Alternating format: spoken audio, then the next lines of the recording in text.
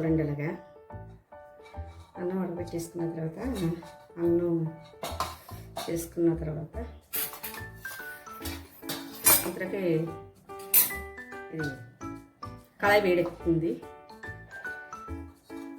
ఇంతలో ఏం చేద్దామంటే నీట్గా వేడివేడి అన్నంలో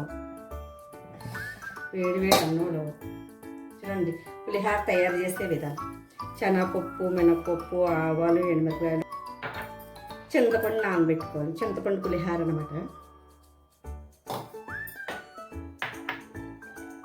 ఇప్పుడు వేడివేడి అన్నంలోని కొంచెం ఇలాగ జస్ట్ తీసి పచ్చిమిర్చి, కరివేపాకు,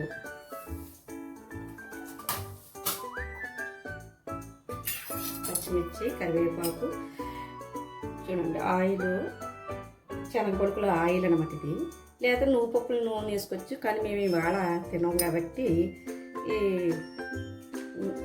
శనగపప్పులో ఆయిల్ వేస్తున్నాము.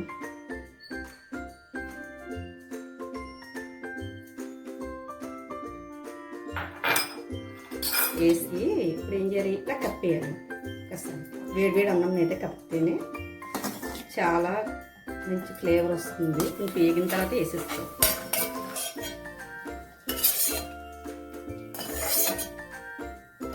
శనగపప్పు వేసుకోవాలండి. ఇప్పుడు శనగపప్పు, మినపప్పు,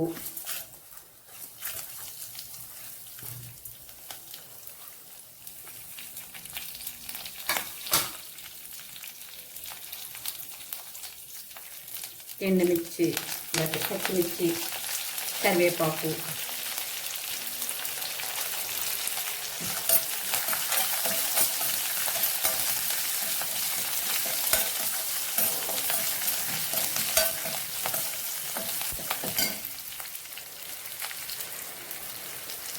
ఆవాలు వేసుకోవాలి. ఎండుమిరపకాయలు లాస్ట్ వేసుకోవాలి. కలరు ఇది అయిపోతుంది, నల్లగా అయిపోతాయి. ఎక్కువే పడతాయండి పులిహారకి.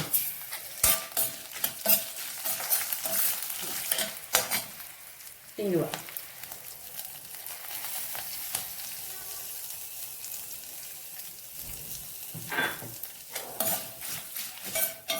చూడండి వేగిపోయినాయి, బాగా వేగినాయి.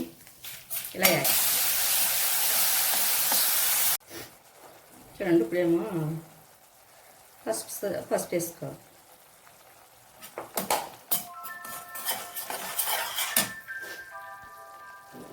పసుపు, సరిపడినంత ఉప్పు, మనం ఆవాలను అల్లం చేసుకున్నాం కదండి. ఇది కొంచెం ఆయిల్ వేసి నీట్గా ఆయిల్ డైరెక్ట్ రైస్కి పట్టాలి.